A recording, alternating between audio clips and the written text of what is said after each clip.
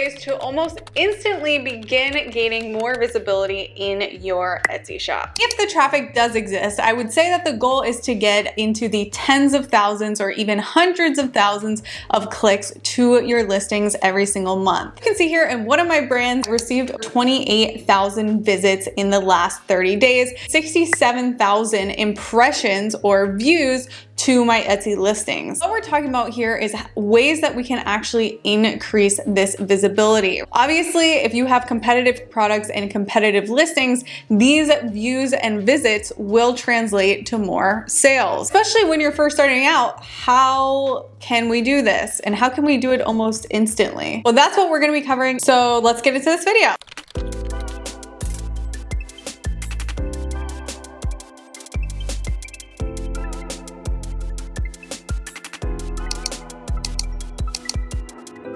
Welcome back, guys. My name is Hannah Gardner. If you're new to the channel, I've been documenting my e-commerce journey here on YouTube. I am a multiple seven-figure seller, and like I said, I've just been documenting and sharing all that back with you, all of my wins and all of my losses. I've also recently started a podcast called the Till Death Stop Me podcast, where I'm interviewing a lot of other Etsy and just e-commerce entrepreneurs in general, a lot of them that have done way more impressive things than me and have really awesome stories. So make sure you go check out that playlist in my channel as well. All right, let's just get right into it. Why would Etsy choose to pick your listing to start giving it more exposure? You will see as you start posting many listings, you're gonna see that Etsy is going to start favoring, a certain percentage of your listings over the others. And for whatever reason, Etsy is going to decide to give those more traffic. And in my humble opinion of how Etsy decides which ones they're going to be favoring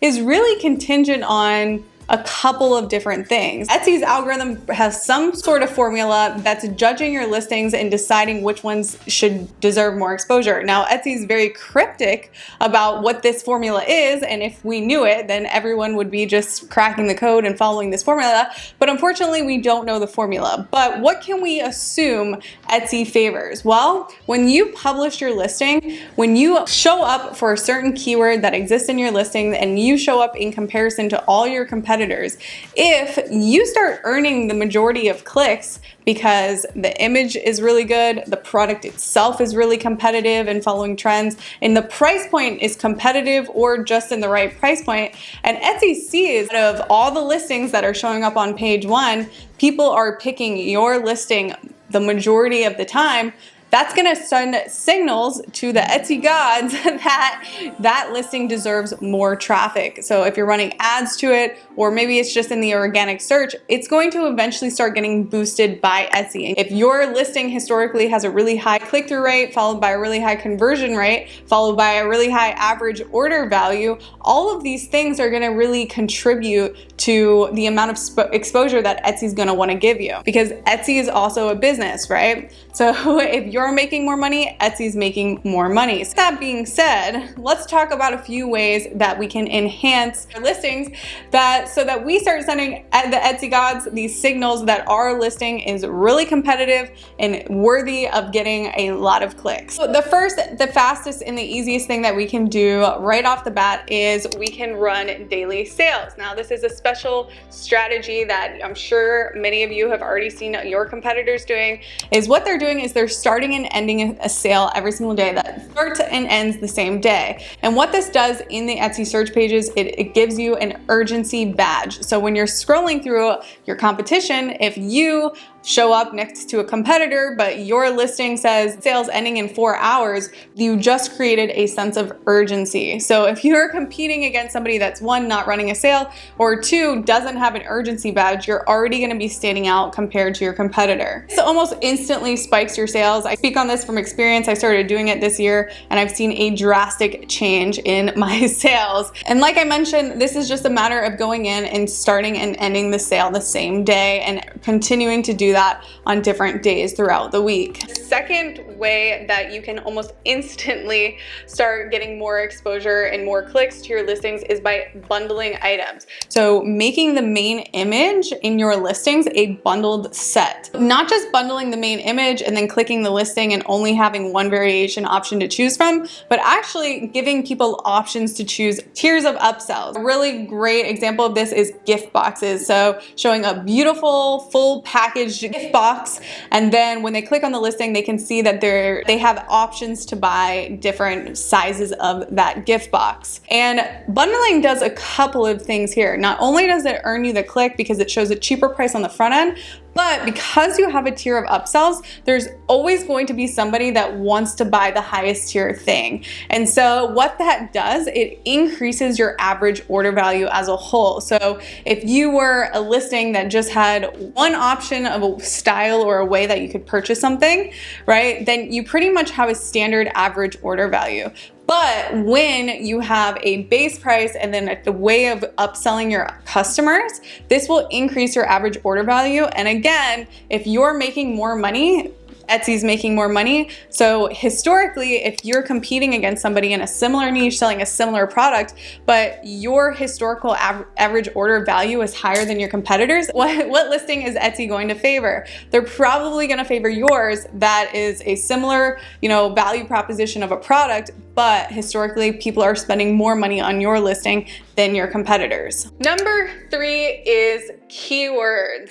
So if you don't know this, right, the amount of searchability or the amount of exposure potential you have to get to your Etsy listings or your Etsy shop in general is contingent on how many people are searching for the keywords that you have in your listings, right? So if you're selling gold necklaces, right, that's a very, very high search volume keyword, right? If you're selling Christmas gnomes, and Christmas gnomes is the highest search volume keyword that you have in all of your store, the person that is selling gold necklaces just has a lot more potential to reach a lot more people and get a lot more sales than somebody that's in a very, very specific niche that just doesn't have a lot of people searching for what they want to sell. How can we use keywords to increase our searchability? Well, I made a video on how I was re-optimizing my Etsy titles, which I'll link above for you to check out, actually, like how to write titles properly, because there is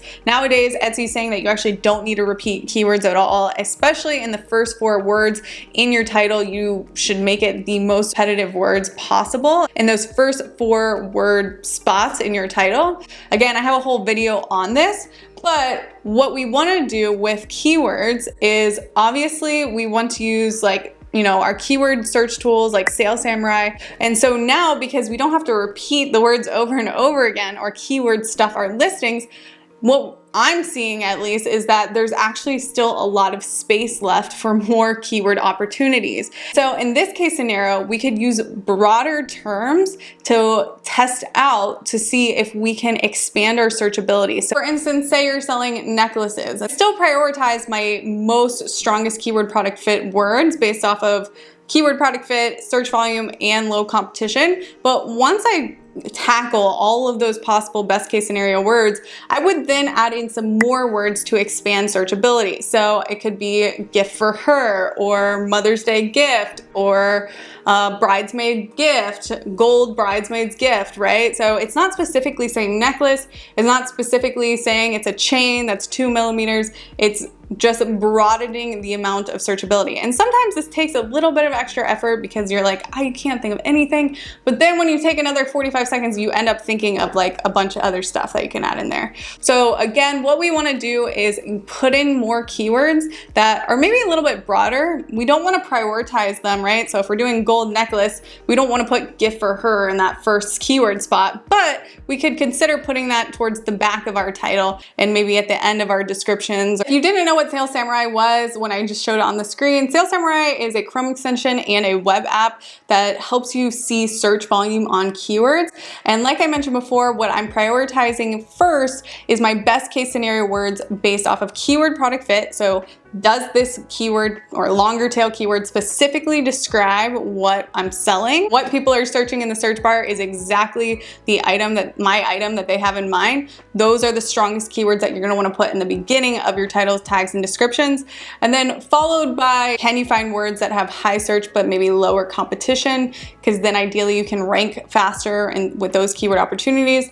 But then I also, like I mentioned, the third thing is finding what words can we add in here to increase searchability, even though it's not a super strong keyword product fit, but we have the space to put it. So let's add those words in there so we can show up on more search pages. Fourth way that is almost instantaneously going to bring more traffic to your store is Etsy ads. And not just turning on your ads or turning on ads and running it to unoptimized listings, but turning on ads and running them properly. Etsy ads are so important and arguably going to become one of the most important strategies that you are going to have to learn.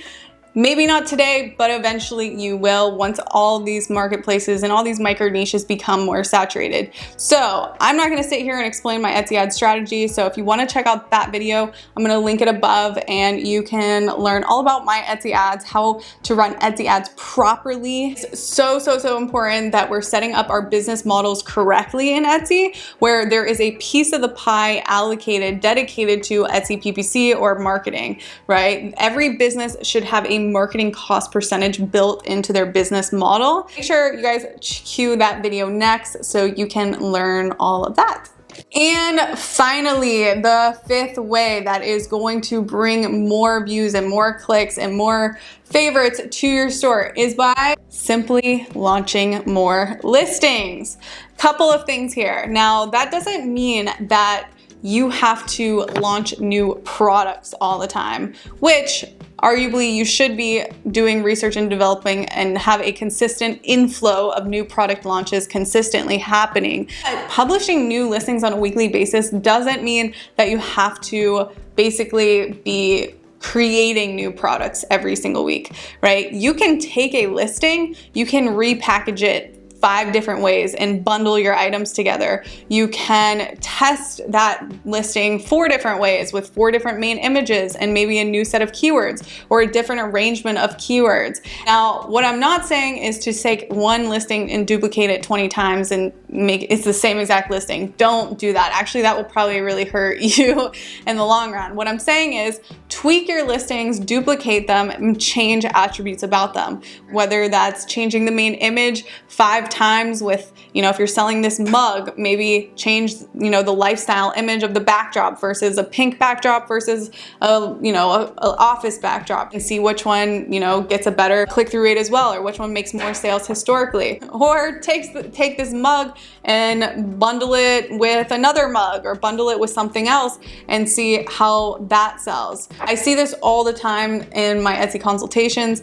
They test out one product in one listing and that's it, and they just let it go. If you start getting bestsellers, you want to test that image out or test that listing out a couple of ways, because there's always room for optimization. There's always room to increase your click-through rate. And like I already mentioned, it could be bundling the items differently. It could be the main image. It could be the keywords that you're using and the placement of those keywords. I always say the goal with your Etsy engine when it comes to research and development or launching new listings is that whatever is realistic for you, whether that's 1 new listing a week or 3 new listings a week, right? Whatever that goal is, do that. Do that amount of listings every single week. Launching new listings and launching new products arguably should never, ever stop. It is part of the business engine. It is on Etsy. Once you max out your Etsy PPC or your Etsy ad spend, there really is no other way to make more money once you max out your PPC other than just launching more stuff. It's such a horizontal scaling business model. Guys, those were my 5 strategies that basically will almost instantly start improving your visibility and your clicks